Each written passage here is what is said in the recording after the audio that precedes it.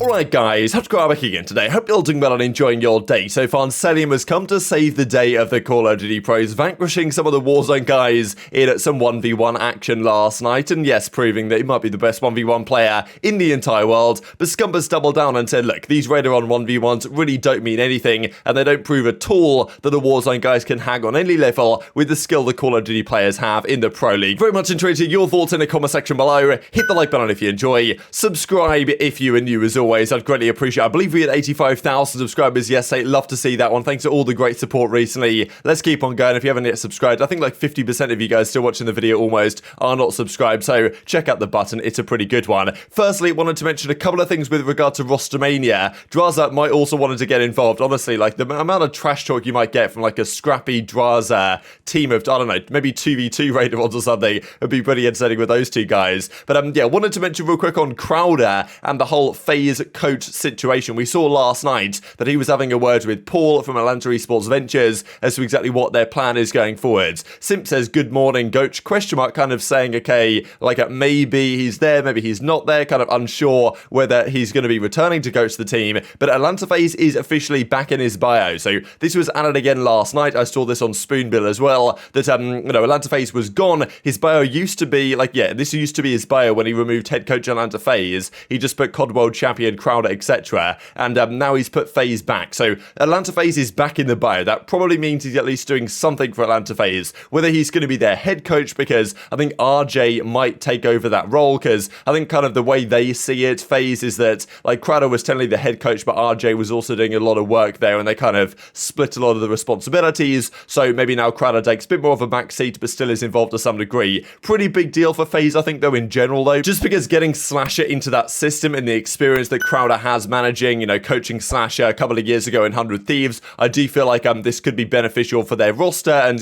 without Crowder there is a better chance, let's just say, that this team ends up blowing up, or the chemistry doesn't work out, or frustrations come to the boil too much if things don't start out this season the way they will expect them to, given obviously they dropped Arcitys for a reason. The other thing going on right now is on the Mutineers side, and we'll talk about even some further roster stuff later on today, but I did want to mention this just now because Mutineers maybe have decided who their SMG line is going to be. The rumour as it stands is Vikul and I guess Havok are going to be the SMGs, Major Munich and Brack being the ARs. It could all change, but yeah, they did say no longer in the market. Now maybe this is due to their kind of their trolley tweet that they did. They went to Skies' stream or whatever, and he had like it was going to be Standy, Capsule, and someone or a Seam or something plus Skies, and that was going to be the Florida team. Obviously that was just joking around because Skies, we believe, is going to go to New York. So maybe they did that just because in line with that tweet, or maybe they actually have now decided who their SMGs are going to be. So like, I mean, yeah, they're kind of trolling around about the fact that usually they don't like putting SMGs on the roster. This year might be a different story. Let's go into some of this 1v1 cheese right now, because yes, look, we know full well that, these 1v1s are maybe not the best test of skill, but they are a test of a certain type of skill. And Cellium, in fairness, when they did the 1v1 kind of all-star series thing back in Modern Warfare, that was, that was when Cellium actually came on top. I think he played Clayster in a 1v1 in the finals. Now look, of course we will talk here about this speedball map. I mean, that was a disgusting kill there, and arguably Shotzzy got kind of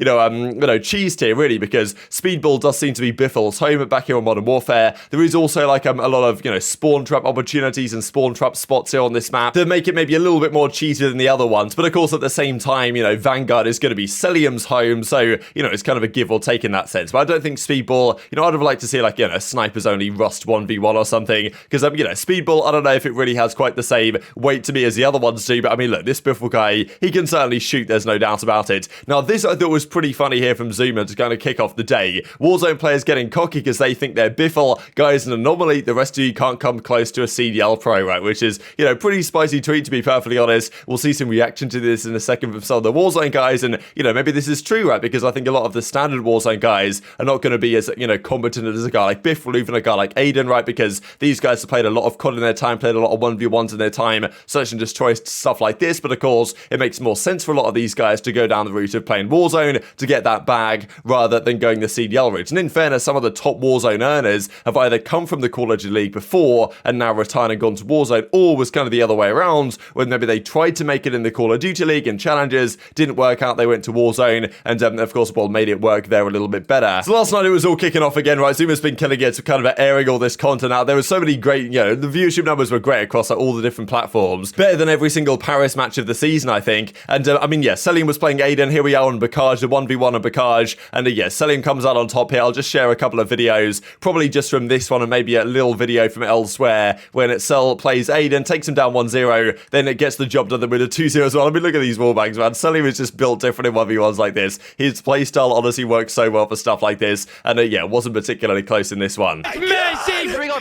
That's massive! Oh, it's massive! One more! That is massive goal! The massive kill. Where's Matty Marshall at? I need his gas. Where's he at? Matty Marshall! Uh-oh! Oh, has him one shot. Oh, I'm out. I'm out.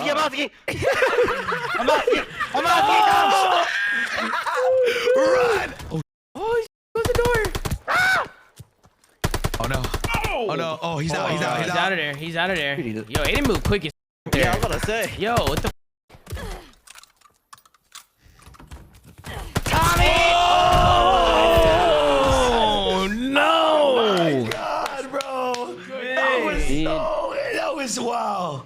Man, that was nah. Hold on, that's respectable at Aiden though. He was cracked. In fairness, 30-27 was pretty close there, but it's funny they got Cellium in fairness. Like, it'd be good to see Cellium stream more often, because this guy's pretty funny, right? And it's kind of a shame that we don't get to see that personality more often. But, I mean, yeah, of course, Zuma had him on the game last night. He takes down Aiden 2-0. The first map was close. The second map, I believe, was a little bit more one-sided. And, I mean, yeah, you can see, for example, here on Dome. I mean, look at this from Cellium, right? How does he know about this? Like, how is this even, like, how does he know about this? I just don't understand. Dome's not even a map that's played in competitive, and yet Cellium, like, knows all the cheeky spots to lay down in. He knows everything about the game. Like, he's just obviously jumping around and trying to snake everyone. Like, I mean, yeah, this guy just snakes different, and it's kind of funny, really, because the COD community for quite some time has been understandably frustrated with Cellium's antics, and guys like Slasher as well, of course, in the past have been like, wow, this Cellium guy keeps snaking, keeps abusing all these game mechanics, and then all of a sudden, when the opportunity arises for Cell to do it for the favor of the Call of Duty community, everyone's on the bandwagon, right? So it's kind of funny how it comes full circle in a way. But Cellium ends up taking down Aiden 2-0, and then they get the Biffle challenge, right? So Biffle versus Cell, and this is where I think Shotzzy might feel somewhat hard done by, because when Shotzzy played Biffle, I think they only did it on Speedball, which is certainly Biffle's home. That's where he warms up, I believe, for Modern Warfare stuff. Of course, like, that's the game that he's been playing for quite some time. He seems to know all the spawn trap stuff, and it's a bit of a, you know, it makes sense as a 1v1 map, but when you're around the middle of the map and you can spawn trap people around in a circle, it's a bit of a strange one. I think it's probably less of a show of, like, true gun skill than the other ones are, but Scump in a second reckons that doesn't really show gun skill at all, because Scump reckons that gun skill really is when you don't know someone's there, you see them and then you have to snap onto them.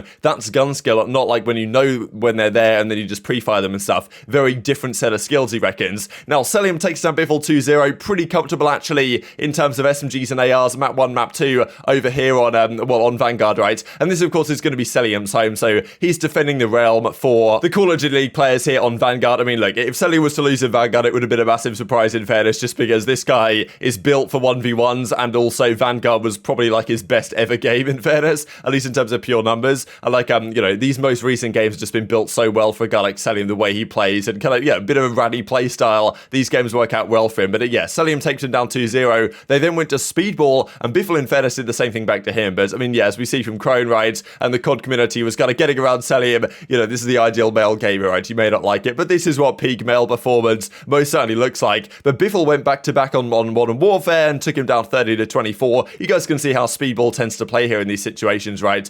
Often you get a kill, get to the center of the map, and then, you know, do this kind of, I mean, look, the gun skill, don't get me wrong, is pretty good, but I mean, look at this. He knows all the spawn trap spots and stuff. It's a bit of a messy game, to be fair, and you've got to give him credit for winning it regardless, and it's hopefully only about time now until we get to a point where we can actually get some either 2v2s or 4v4s or, you know, 3v3s or whatever. Like, you know, a bit of hardpoint action would be pretty good, I think. Or even just 1v1 hardpoints, because Cellium used to be the demon of 1v1 hardpoints back in the day, when spawn trapping isn't really a thing, because you just have to try and get the kill in the point, and that's, you know, 1v1 hardpoints without radar and stuff. So, like, maybe you do have waving radar or something. I forget exactly how it used to be done, but maybe that's a way to do it rather than 1v1s. Like, these are entertaining, don't get me wrong, but I think that these will get kind of stale, and we need to move on to some other forms of 1v1 action, or even just more than 1v1s, which would be quite nice as well to get some other players involved. But it's been good for the last few days, and Cellium defends defending the realm to a certain extent. Biffle still owns the Modern Warfare stuff on Speedball, but I think that's kind of understandable. And I'm sure Shotzzy's thinking, damn, I wish I got a chance to play this guy on Vanguard. Maybe he could have had a similar result to what Cellium did. No, I mean, look, Slash is mind blown because he's, of course, playing with Cellium this season. I'm sure he hasn't stopped smiling since he first got the call from these guys. But as he says, MC, that's Cellium, plays on 10 6 cents. I really don't understand this. How does he play on 10? I guess this is like horizontal and 6 vertical, right? Like, yeah, Slash plays 5-5 like a normal human, so I don't really understand that one. But yeah, the viewership was going crazy for this last night. But Scump gave his thoughts on the matter, right? Kind of saying that, well, look, at the end of the day, yes, it might be quite nice, these, these 1v1s that we've got going on,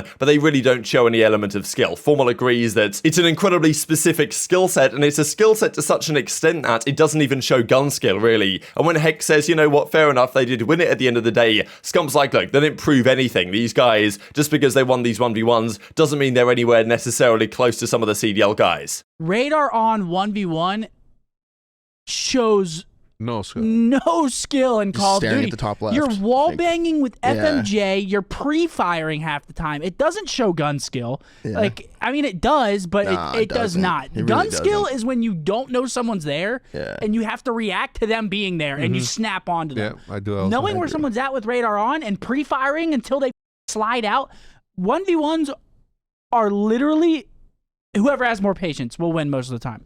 Look, Whoever's I said, trying harder. look, it's Whoever's trying harder, whoever has more patience, 1v1 radar is like the worst show of skill. And this is why I hate this whole CDL versus Warzone thing, because they're both completely separate skill sets. They're not even remotely close. and unfortunately for y'all, they proved that they can keep up.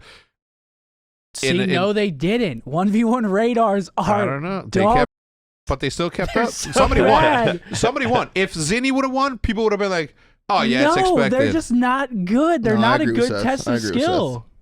Any COD pro would tell you that. It's a 1v1 radar. So as I say, it's been an entertaining few days. Hopefully they can, start advancing what we get. So we've got Cellium to play the 1v1s. That's pretty much the peak of what we're going to get from 1v1 performance right there. So now it's time to move on, hopefully, to other game modes, or like get rid of the radar on or something, or start to get some, 2v2, 3v3 action or whatever. I think Scump did also mention, I'm pretty sure I didn't put it in the clip, but he did say that maybe the best way to do this is when the new game comes out, like within the first few days, play some like 4v4 hardpoint or something, and that might that might get across to some degree the skill set that's involved in being a Call of Duty pro in the CDL. Of course, that favors CDL guys. The Warzone guys might not be so happy with that, but at least if it's the start of the game, then there's kind of a less of a skill gap, or less of a knowledge gap, in that sense. So the skill gap can actually be shown to the extent that we would like it to be. But I did think it was an interesting comment that he was saying that, yeah, gun skill 1v1s don't really show that because radar's on. It's like you know where they are all the time, so it doesn't really show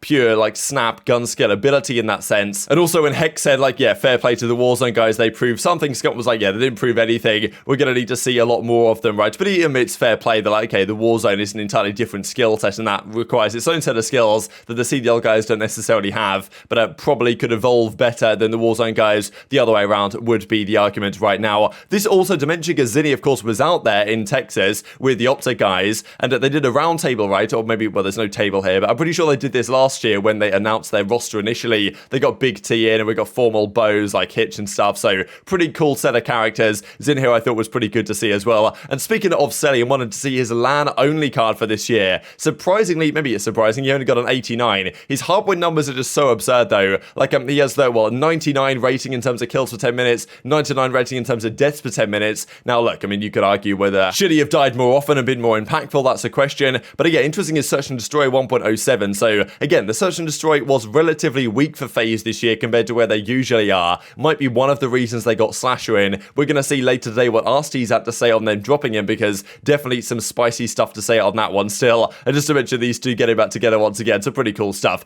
Very much intrigued to your thoughts on all this stuff in the comment section below. Hope you guys enjoyed the video. If you did enjoy it, hit the like button. Tells the YouTube gods this is a good video. I just like you should see it as well. And I grow the competitive Call of Duty community. Thank you as always. Take care of yourselves, and I'll see you next time.